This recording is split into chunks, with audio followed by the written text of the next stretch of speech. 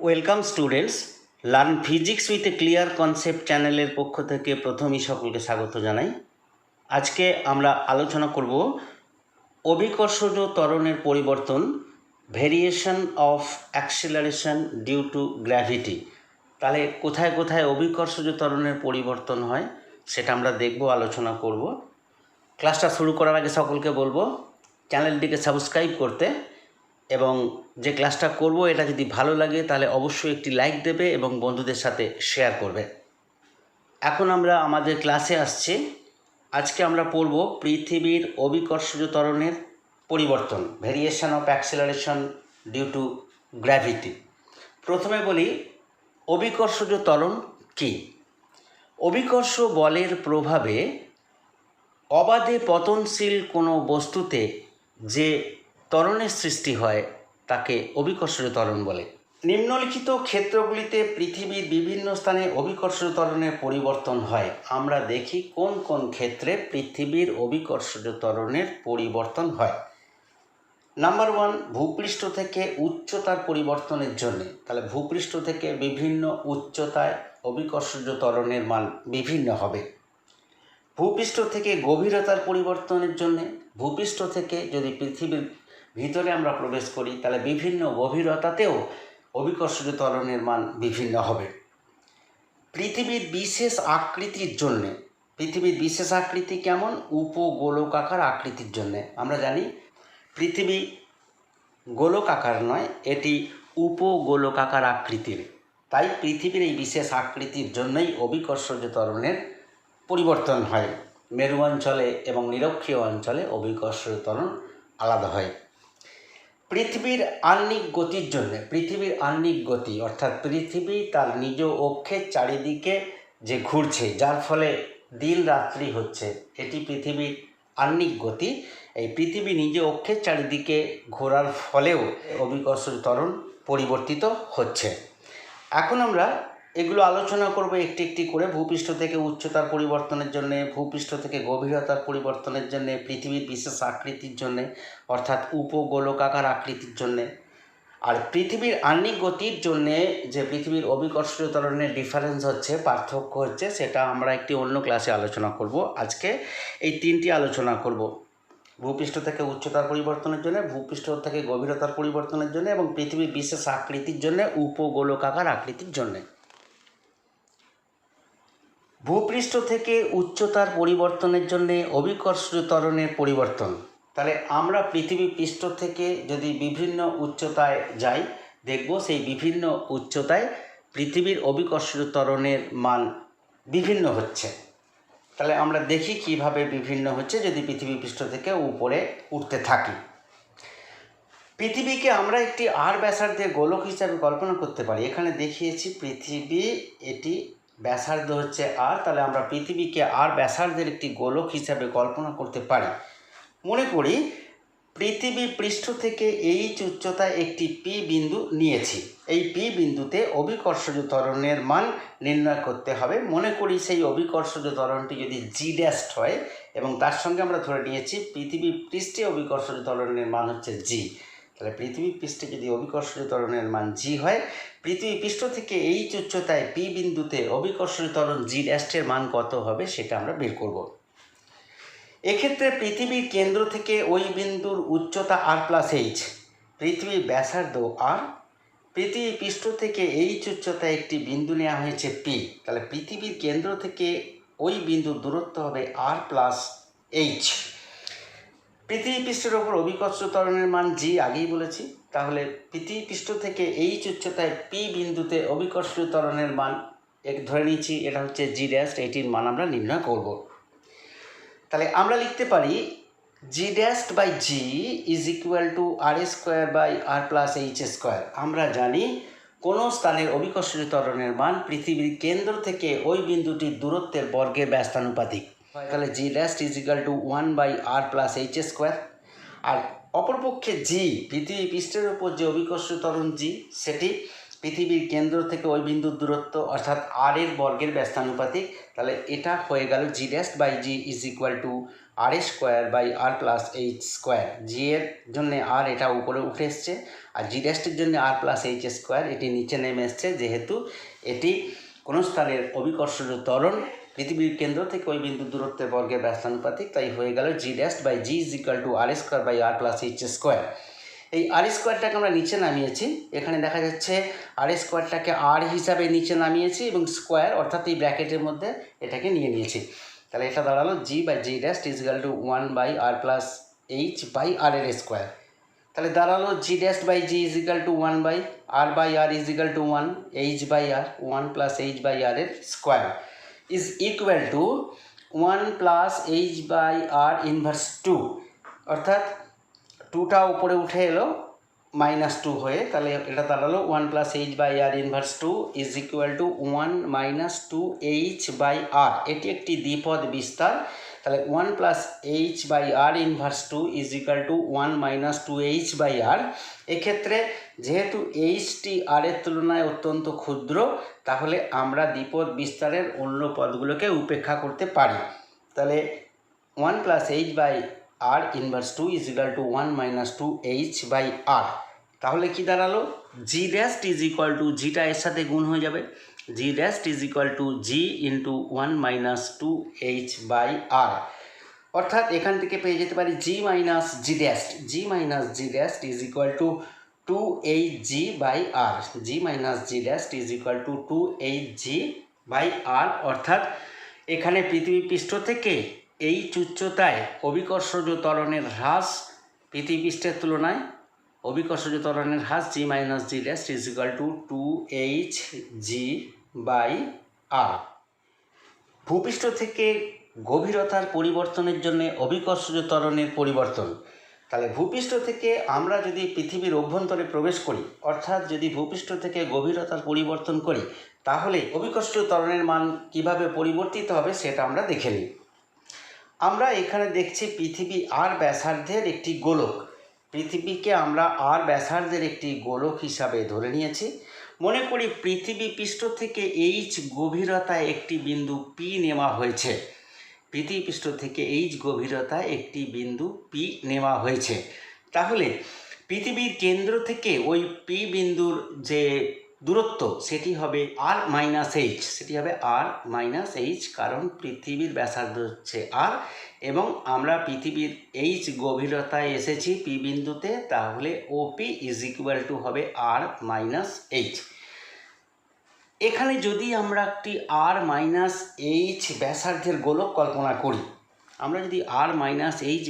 একটি গোলক কল্পনা করি, তাহলে সেক্ষেত্রে পুরো পৃথিবীটা আমরা দুটো ভাগে বিভক্ত হয়েছে মনে করে নিতে পারি। একটি আর মাইনাস এইচ ব্যাসার্ধের গোলক এবং একটি এইচ বেধের গোলীয় খোলক।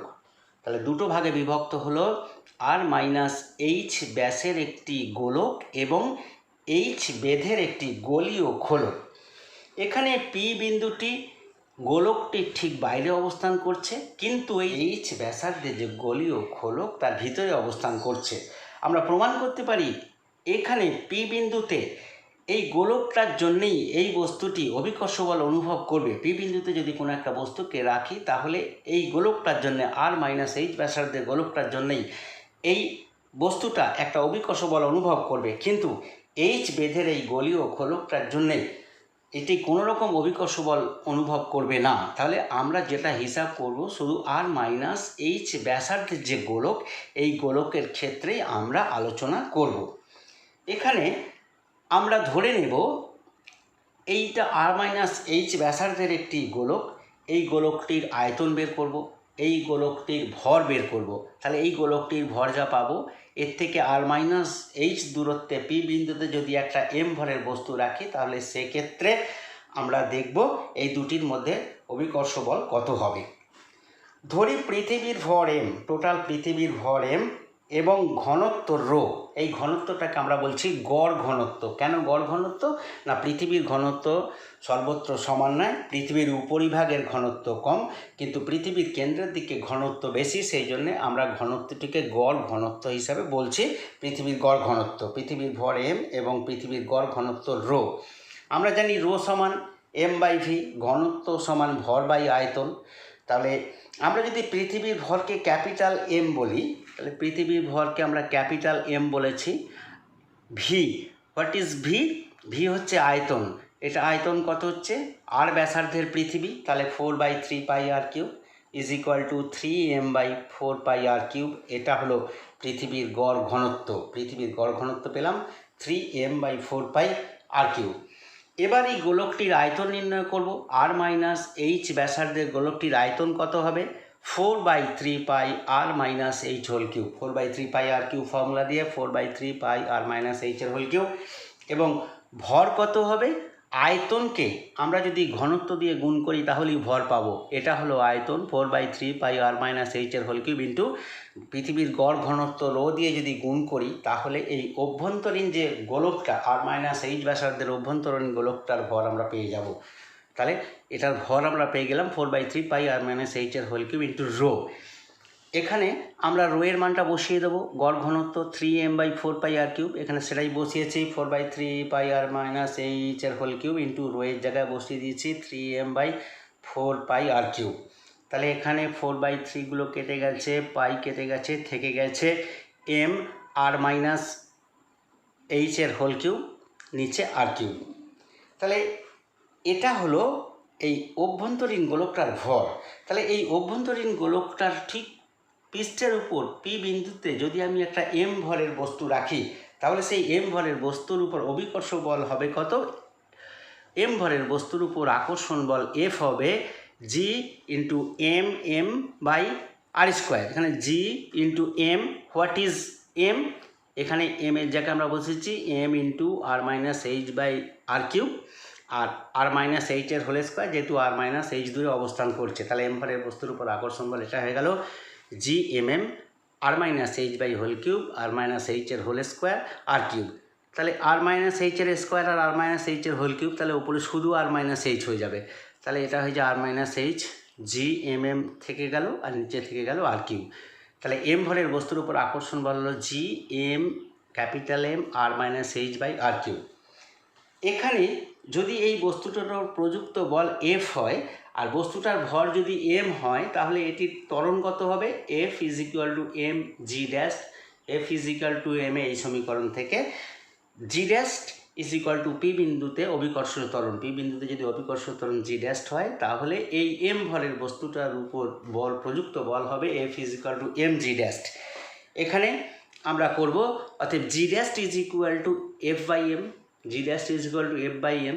এফটা আমরা এখানে বের করে রেখে গেছি m বলের বস্তুর উপর আকর্ষণ বল, তাহলে GMM r-h/r³, GMM r-h/r³ by m, এখানে mটা লিখেছি, mটা কেটে গেল, থেকে গেল GM/r²। এখানে যে r³ আছে প্রথমে r² লিখেছি, আরেকটা লিখেছি r, তাহলে এই দুটো গুণ করে এই r³ মিলে গেল। তাহলে GM/r² ইন্টু r-h/r। আমরা জানি GM/r² ইজ ইকুয়াল টু জি, অর্থাৎ পৃথিবীর অভিকর্ষজ ত্বরণ হয় g is equal two GM/r²।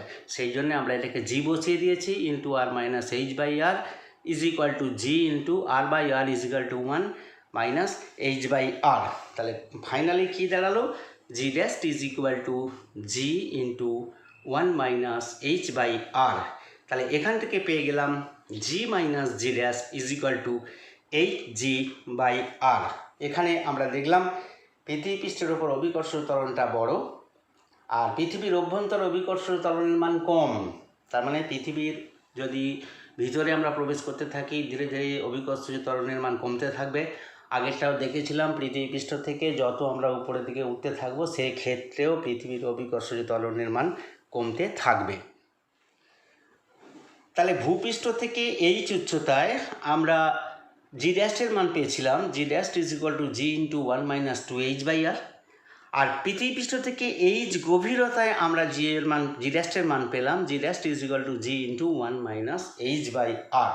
তাহলে আমরা দেখতে পাচ্ছি ভূপৃষ্ঠ থেকে কোনো উচ্চতায় অভিকর্ষজ ত্বরণের মান যা হয়, ভূপৃষ্ঠ থেকে সমান গভীরতায় অভিকর্ষজ ত্বরণের মান তার থেকে বেশি হয়।